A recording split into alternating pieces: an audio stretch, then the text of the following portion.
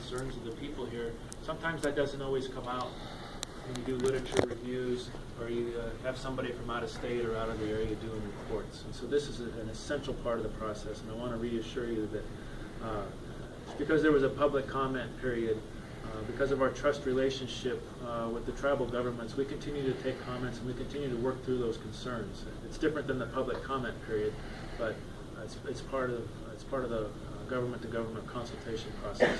So your concerns are going to be heard. They'll continue to be heard, and we'll continue to incorporate those into the environmental assessment that we're finishing up, and ultimately the decision. So I really appreciate your comments and your feedback, and we're in complete agreement. One of our charges is the Corps of Engineers with the jurisdiction in some cases, and the EPA is here too.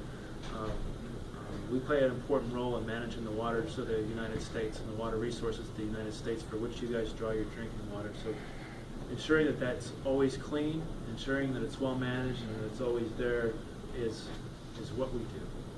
And we have a lot of people in the Omaha district that take that very personally to ensure that those natural, cultural resources, those national treasures are there for the next generation and for several generations after that. So that's our charge. That's why we exist. And the other Corps employees here in this room have dedicated their lives and their careers into protecting those resources, whether they're natural resources that I point to this side of the table, or the water resources for, I'm looking back at Eric and standing in the back of the room. I mean, he's the operations manager, project manager for Hawaii. So anyway, and thank you for your comments. I'm going to keep my comments short. We'd love to listen to any other feedback that you have, and we'll incorporate that and take it back with us. Good second.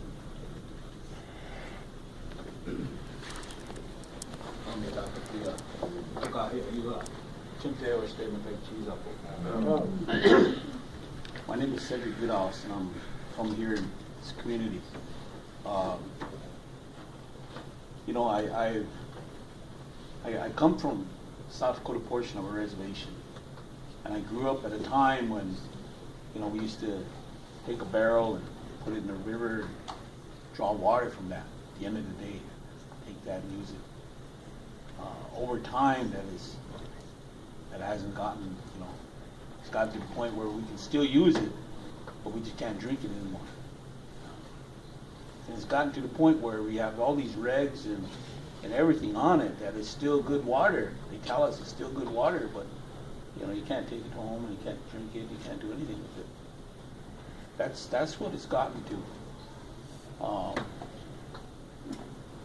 There's a lot I want to say, you know. Whether or not you're going to understand it is, I guess, I have a problem whether or not you're going to be able to understand it. Because my conception of what we're talking about, the water, goes back, you know, to our creation story. And with that creation story, you know, it comes from the Miniwichoni, is the blood of God. You know, someday, you know, if you put time into actually listening and researching our creation story, you're going to find out why we see this in a different way. You know, because we are different, and it's okay to see it like that.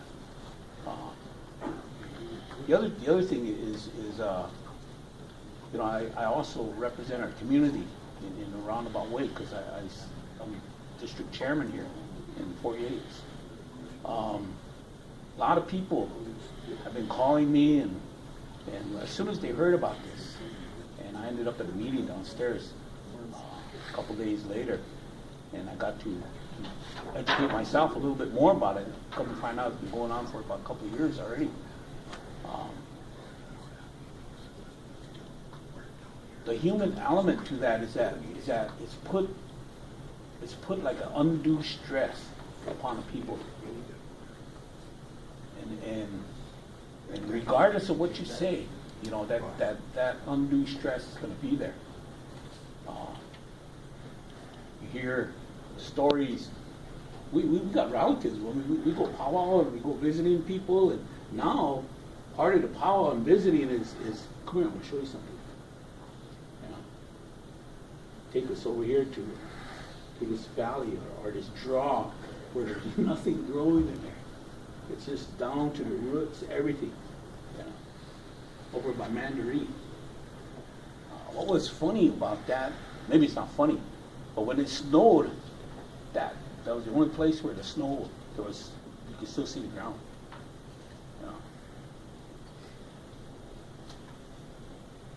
You know, there was a study done some years ago on the river, surface water, clean water, and you know, I would like to see that study compared to what today is, you know, and to find, because today it's still okay, but somewhere along the line I would like to see that, how that's changed. And I think it was in the 90s that this was done. But, you know, my main concern is having clean, potable water for the people in this community. Because we went without water one time, you know. And granted, there a lot of people got to go get water and whatever. But there were still young ladies pushing 2, 3-year-olds, you know, down to go get water, you know, hauling it back over to the community building, you know. So but that exists. That's just one example, you know. And to use what, 3 gallons, 4 gallons for the whole day, you know, to cook, wash, you know, because it couldn't go no place. We hear stories about how this is going to be monitored, you know. If anything ever happens, I want to be notified that by half hour or whenever it happens, immediately. You know, I don't want to have to get up, have my tacos, bathe and eat and cook and all that 2, 3 days before we finally find out. And find out through a newspaper that's not even from this area either, you know. Because that happens. That happens. Nobody's up front. No transparency. Well, we'll see through it for probably 2 years, and then we could see, you know, yeah, look, you can see it now. So I look at that, you know, and what's going to evolve very quickly here is, you know, this time element about when Dakota Access wants to get up and running, put in the ground and all this other, you're going to find out the same reaction if something's not done soon, you know, because that's where it's headed. And you know, I firmly believe that there's people. They might not be in this room, you know. They would be here, but they're very concerned about what's going to happen. And I know that this is it's not a good thing. It's not a good thing for our people, because especially because of the undue stress that they're putting up with right now, and if that ever comes to reality, you know, because that's really a big thing. You know, our histories aren't good. You know, our history is not good. And regardless of what you say about that, of living among us, you know, I still don't know you because of how things are, and what happens. You know. So I just want to say about that much, and I want to thank you, Mr. Chairman, for the word that we have this time. I just have to reiterate that we have a very shared concern about the protection of water resources and water quality. That's what this process is all about. So, we completely agree with you in that, and you know, we're doing everything we can to include this meeting here to ensure that there's no damages.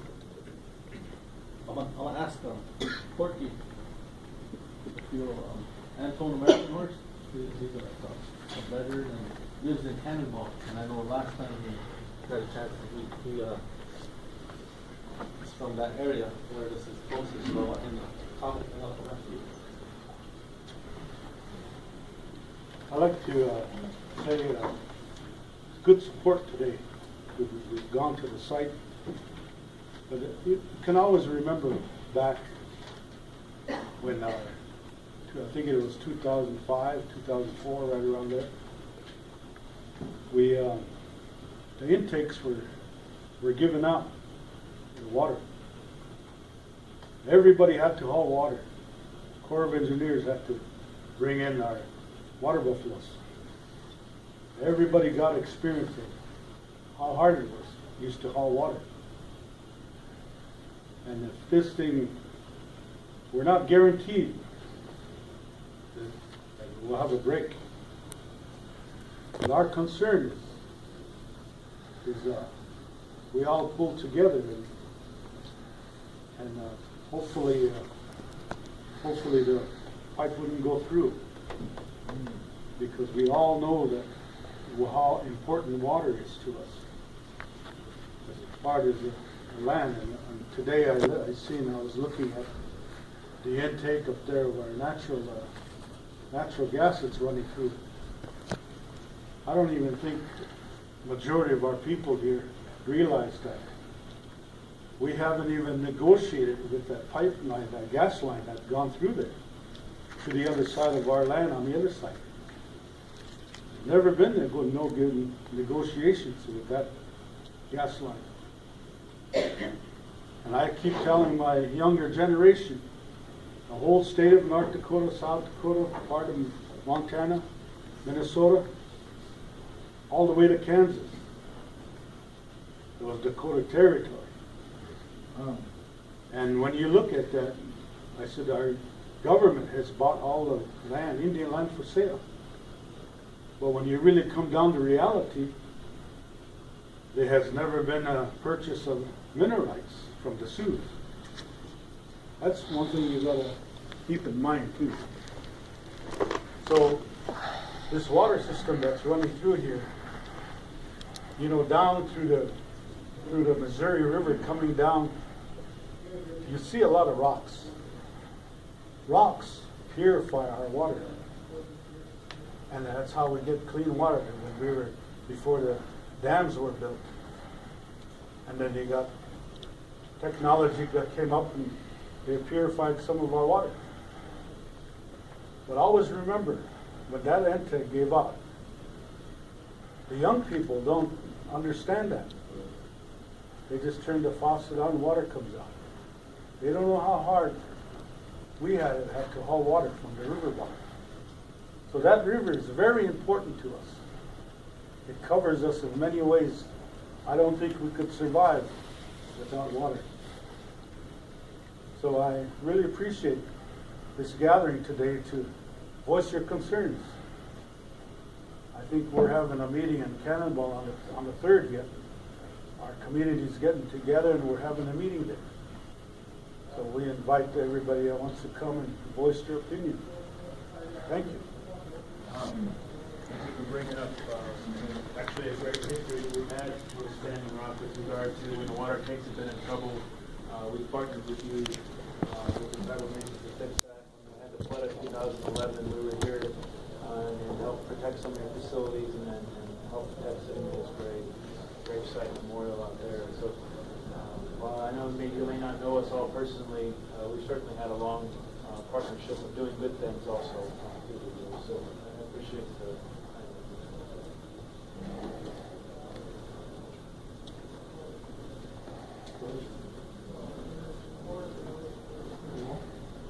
Hello everyone, I'm Henderson and I'm a member of Standing Rock on the South Dakota side. I have a question why is this oil is coming through and the gas? I want to know where is it going, because I want to know because a friend of ours keeps writing letters in Black Hills, Shannon River, Standing Rock. It's because of mercury and uranium that we're going to be having cancer, and as myself, I have cancer. And that's my question, and our people need to start waking up. You know, we're hurting our earth. You know, all this drilling and stuff, we're going to get rich, okay. And what I'm going to say is at the beginning, one thing, God himself, we're God's children. We're destroying this earth. Answer that question. We're all suffering. You know, just because all of this is money. You think about it and then it makes your mind differently. But But I'm speaking out for all of our people, no matter what color. We're destroying each other. Man-made, we're destroying each other. I just wanted to say that. I want you to because we're hurting our earth. It's not good. And I'm a human being. Thank you. Go ahead, Paul. Or, Albert?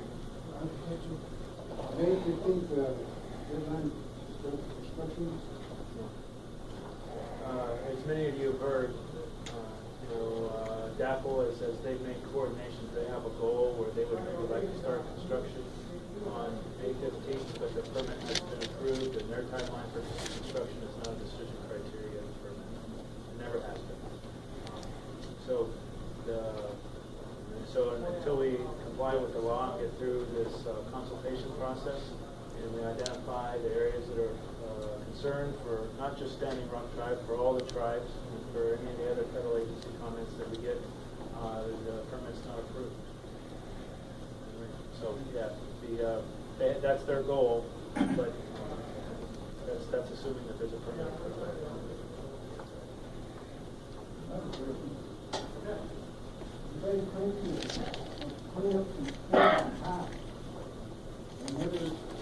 Never occurred. Saying that you cleaned it up, but once you look at stuff outside and open carry,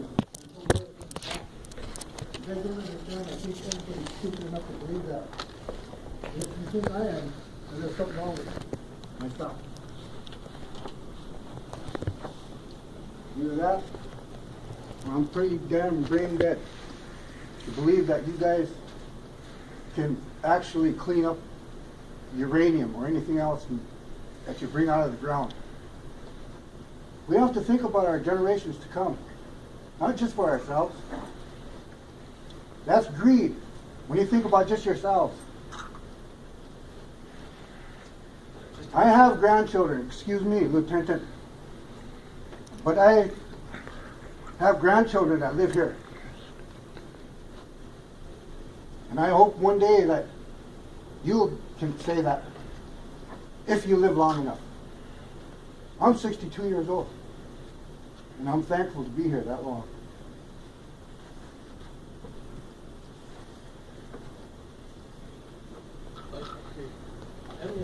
Emily Jensen, real quick. Okay. I know the Colonel has said that he's going to be listening, trying to hear everything that has been commented, and I have our tribal departments, so if there's anything that you want to add in the time to get to them, I know Pete Capicella has some one question. He had a PowerPoint, but because of time, I don't know if we'll get there, but we could always ask in a form of written, and I had also asked the Colonel to come back. And there's other things that we can work on with the Corps of Engineers. So I think there'll be other opportunities for comments and statements with the Colonel.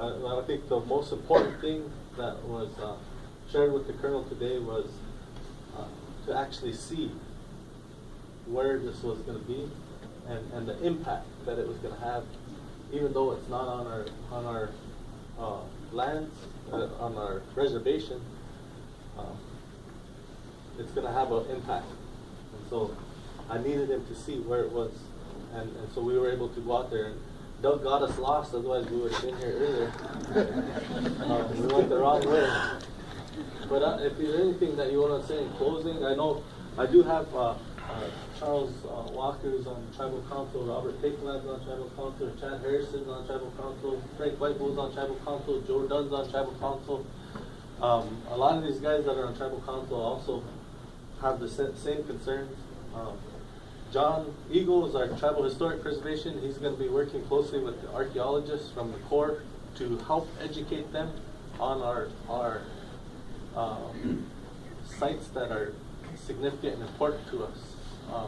And that helps the Colonel in determining whether or not there should be the EA is suffice, or if there is an opportunity for us to nudge him in saying, you need an EIS. So there's always, we always have opportunity, and I'm gonna keep close contact with Colonel. And if you wanna say anything in closing? Yeah, just, this is an important part of the process. This relationship, we're here to look out for natural resources and for the people that these projects impact. We're not drilling under the lake. We're not the one, this is not our pipeline, all right? We are required to look at an application for a permit and to comply with the laws. And you guys, I want everybody to leave here tonight understanding that my sole duty is to comply with the applicable laws in conjunction with that permit process, period. And there's a lot of entities and there's a lot of stuff at stake here, and you have my commitment on that. Additionally, as we discussed with regard to comments and future consideration, we're taking those comments still from all the tribes, and we'll continue to address those concerns as we go on. So this is not the end of a process. We'll be back next week to take a closer look at some of the cultural sites, and we'll continue to hear substantive comments until we get to the end of this process until we get the line of law.